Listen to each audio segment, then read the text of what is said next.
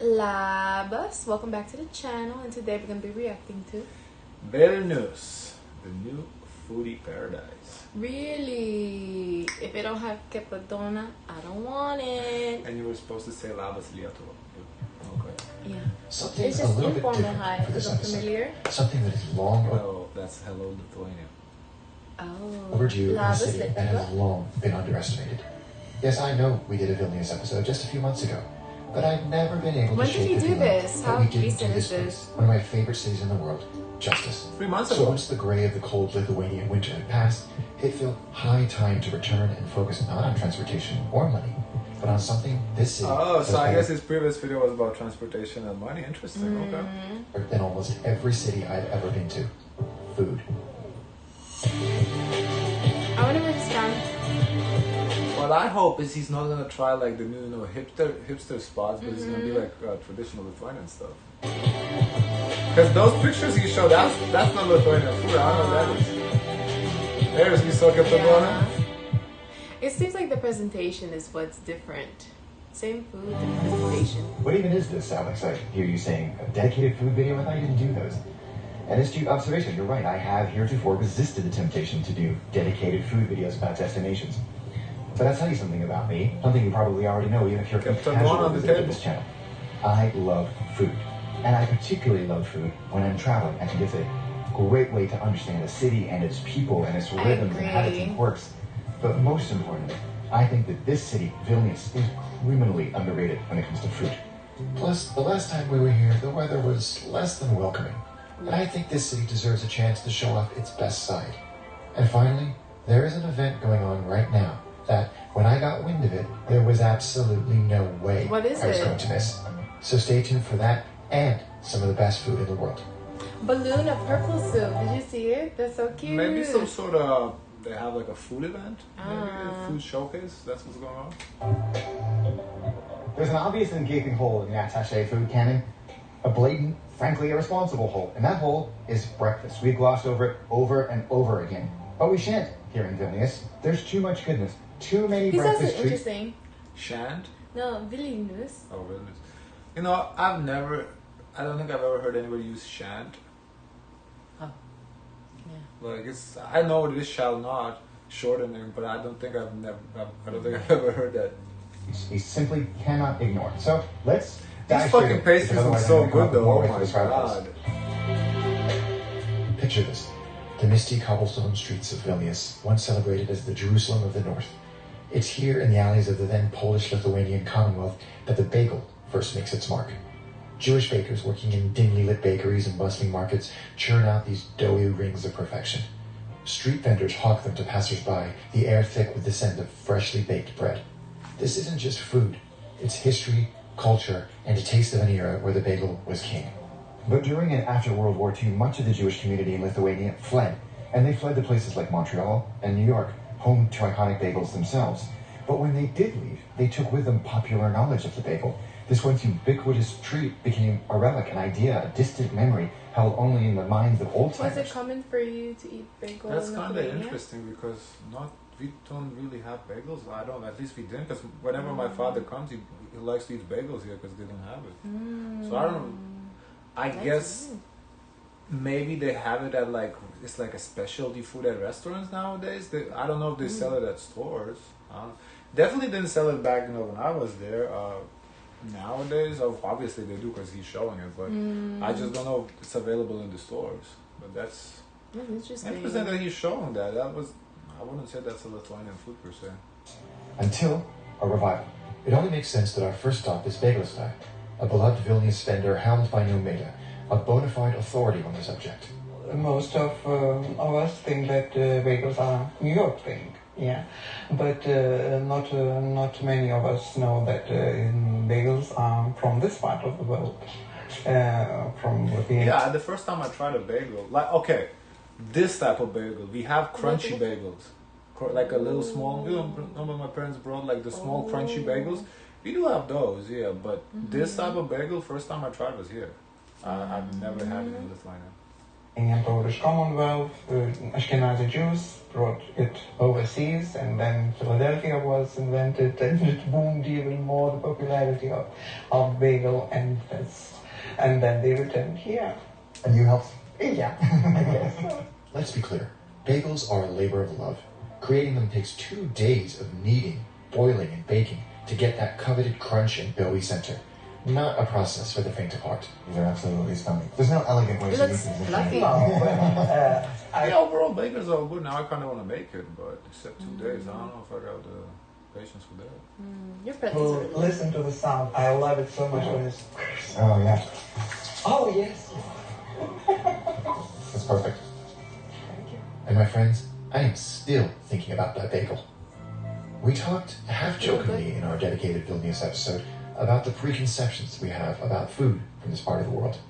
Not many of us can claim to have a working knowledge of Lithuanian food unless we've sampled its joys, so we, rightly or wrongly, make some assumptions. Lithuanian food, I have no idea, but I'm going to guess there's boiled meat, boiled potatoes, some sort of fish. Technically correct, but to quote Lisa Simpson, as usual, the playground has the facts right, but misses the point entirely.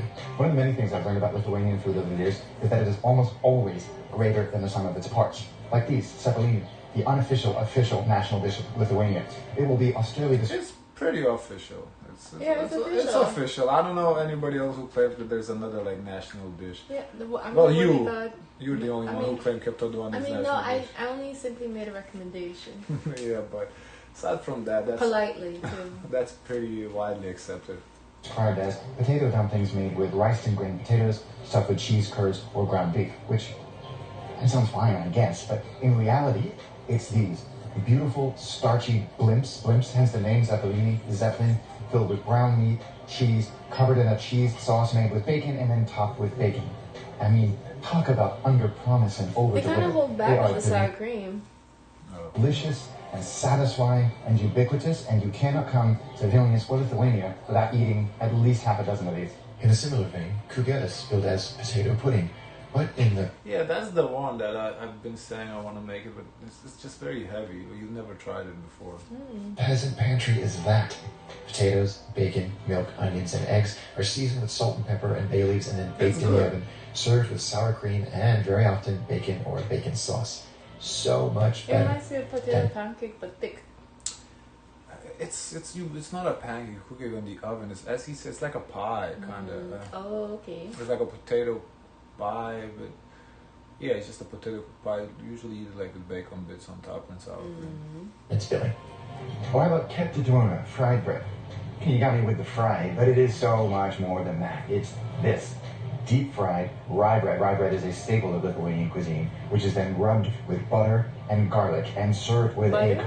Nope, no, I've never heard anywhere use butter. completely reasonable amount. You just garlic, no butter. I don't know. I've never heard anywhere use butter. Onto cheese sauce. It is the You put mayo. You make a dip with mayo and cheese, yeah, but you rub it with garlic. ultimate Lithuanian beer snack. It's riffed on a little bit, but generally the concept remains the same, and you will find it in every bar or every restaurant served as an appetizer or accompaniment to whatever frosty brew you're drinking.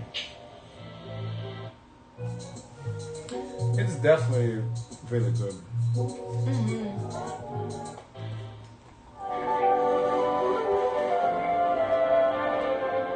Confession time. I've had a few 10-plus course tasting menus in my life. One of the perks of this job, I guess. But it's not something that I naturally gravitate towards. Not really my jam. That doesn't mean I can't appreciate it, but it also means my patience for form over function, aesthetics over taste, Wow, is very there's a limited. lot of really good high-level filming. Yeah, it's a great production. But Andreas, at 1918, put me firmly in my place with one of the most spectacular and delicious meals I've ever had in my life. Enjoy. Strap in, people. This is absolutely spectacular. Savory bites lead the way. Perfectly pitched amuse-bouche flavored with That's beetroot, macaroons? blueberry, and duck, followed by raw perch and Jerusalem artichoke.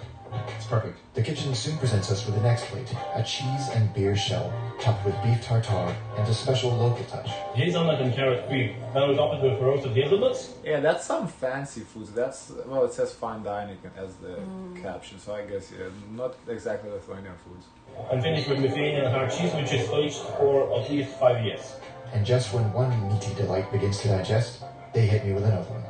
For me, this dish actually represents a perfect idea of what could be a true Lithuanian street food if we ever had one. A donut bun filled with slow-cooked oxtail, cooked in dark beer and glazed with pork lard, aptly named the Homer. It was at this point I knew I had a new best friend. Pork lard glaze all over my fingers. And here we have the true magic of a perfectly planned tasting menu. Sticky pork lard is promptly balanced with perfectly cooked local asparagus, topped with buckwheat popcorn. This place is not eat. Well, no, he's doing like a sampler, but Oh, okay. You know, Sample, okay. the pork lard, it's like such a staple, you know. I don't know, I guess I never told people like it, but it's just funny to you present it like sushi. Like, it looks like sushi right now. That was lard? I thought it was bread. No, this is lard right here. This is pork lard. And drizzled with juniper-infused cream. Enjoy. With balance restored, it's time for a trip down memory lane. Dumplings for me represent love, care, and dedication. The story behind it is because my mother, she's a musician. She plays violin, and the story I'm telling is 1990s, 1995. My mom played in Sounds like he has an accent, yeah. Lithuanian National Symphonic Orchestra, and the orchestra was always going for tours. Those tours were taking from 2 to 6 weeks. So my mom, before leaving to a tour, was in the kitchen in the evening, and she was mincing meat, making dough, and making dumplings. She made so much of them that it barely could fit into the freezer. And when I know it, my mom was... Now, dumplings is kind of traditional. Like, obviously they have ravioli in Italy and, you know, in Japan, I think, you know, gyoza. But it is also little, like, we definitely eat a lot of dumplings traditionally, yeah. Like, because essentially the Zeppelin is a dumpling, just big-ass dumpling, you know. Sitting in the kitchen to 2 or 3 o'clock in the morning, and she had to leave at 5 or 6. And actually, fried dumplings is a street food, too. Like in the kebab shops, you know, like when you go you can get kebabs, or they have fried dumplings too. That was the alternative I would eat. For me, that's love, care, and dedication. The The recipe of dumplings, the mixture of dumplings and the about dough, it. easy. I don't think we have anything similar to that here. No. You have to show me a picture. I have no idea, like, because I always hear about it. Fried dumplings? No, the kebab. Oh, okay. Exactly the same as she does. Maybe you Enjoy. can show me. Love, I think I've seen it care, before. dedication. It's unbelievable. It's similar to gyro, kinda. I guess. Oh. It's absolutely delicious. Then, rather Next is incredibly, flatbread. steak. But topped with quite the heart We stuff. use kind of like a thick pita, like they call it. I don't even know. They call it pita Look bread, like but pita bread? honestly, they call it pita, but it's not pita. Now that we make pita bread, it's not pita. It's a thicker bread. The lavash? One version is with lavash, or there's a pita version. I prefer obviously the pita version because they basically take a half loaf of bread, scrape out the top, and fill it with like the meat, the vegetables, put the sauce on top. Oh, that sounds good. So fucking good! Oh my god! I mean, showstopper. We call it the chicken caramel. Chicken caramel means that we boil every week around 70 liters of chicken stock, and then we reduce it to 1. And then mix in just a little bit of butter. Because into 1 liter of heavily reduced chicken stock, we put from 3 to 4 kilos of butter. Here rests Alex, who died doing what he loves. Enjoy and good luck. Chicken caramel is not one of your favorite thing.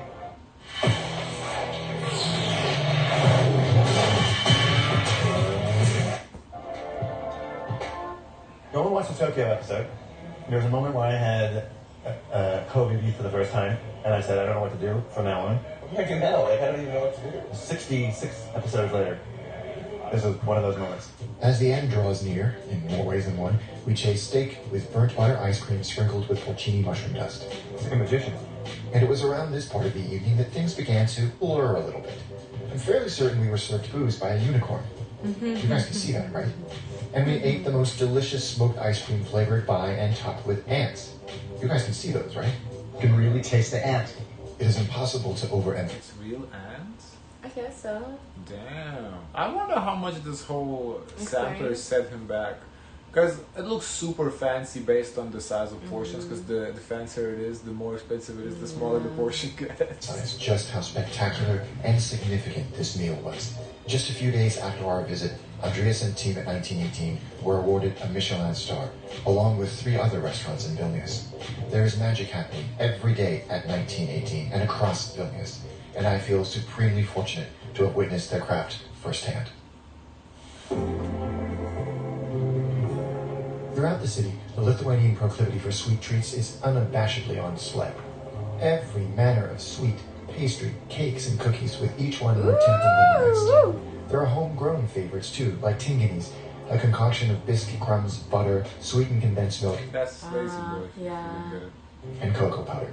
And then there's this cherry bomb we stumbled upon. Inside of it, It's just a cherry pie.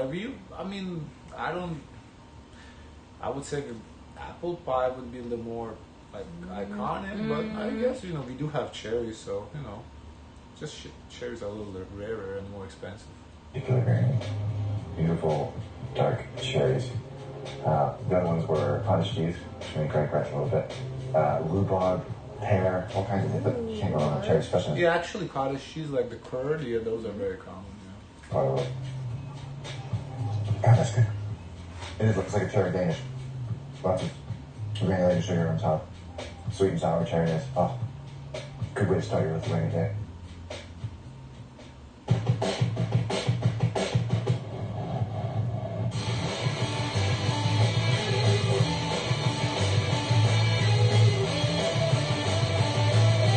I guess that's the event.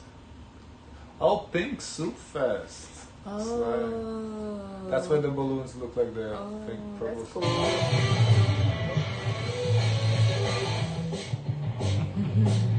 I gotta admit, I slightly underestimated this. Let's be real, it's a festival in its second year, and it's a festival about cold soup. So I think that's why I set my expectations a little bit low. But look at it, there's 15,000 people here. There are 250 partners and activations across the entire city. Restaurants, hotels, cafes, all across the city are doing pink soup themed dishes, ideas, restaurants, snacks, giveaways, promos. People have come from all over the city and all over the country. We just talked to a guy who flew in from Africa this morning and came straight from the airport to here because nothing represents home and the spirit of the city quite like the pink soup. And this is just a fantastic event. Everybody's having a great time, including me. I would say though, the pink, we call it purple soup. It could be. Depends how much the kefir versus the ratio of kefir versus beets, but could be another like traditional Lithuanian dish though. I think it could. It is very iconic too. What color you prefer your soup? I do like it on the pink side. The pink side usually means it's a little less beets, a little more watered down. Because when it's on the purple side, it's too beady, too thick. I like it a little pinker. Throughout the city, restaurants, cafes, bars are doing pink soup inspired activations, including this one, which was pitched to us as deconstructed pink soup. And all day I've been scratching my head trying to figure out what that might be. When this was slid in front of me, it was not what I was expecting. It is stunning, minimalist, and then the beautiful work that the waitress did to pour the beetroot infused kefir over. It's absolutely beautiful, and I'm desecrating her hard work. And the chef's hard worker, but she did tell me to do this. I'm not breaking the rules. Mix it all in, she said, and then take a little bite with the egg. Perfect riff, and I'm already a perfect dish. All in all, 42,000 people took part in this year's festival. And let's be clear, I love this soup. This perfect blend of beetroot, kefir, egg, cucumbers, and dill. Once again, exponentially greater than the sum of its parts. No wonder it's celebrated. And I encourage you to come along to next year's Pink Soup Fest on May 31st. Yeah, he said it's on the second year. What day is it? May. Oh, I don't know. He just said it May. Oh, he did? It's celebrated. And I encourage you to come along to next blend of beetroot, kefir, egg, cucumbers, and dill. Once again, exponentially greater than the sum of its parts. No wonder it's celebrated. And I encourage you to come along to next year's Pink Soup Fest on May 31st, 2025. May 31st. Oh, and the May. Vilnius is one of those rare cities. I guess that's it. Okay, guys, of course, let us know your thoughts. Don't forget to like, comment, and subscribe. Join the Discord, and Zoe, share as much kindness as possible.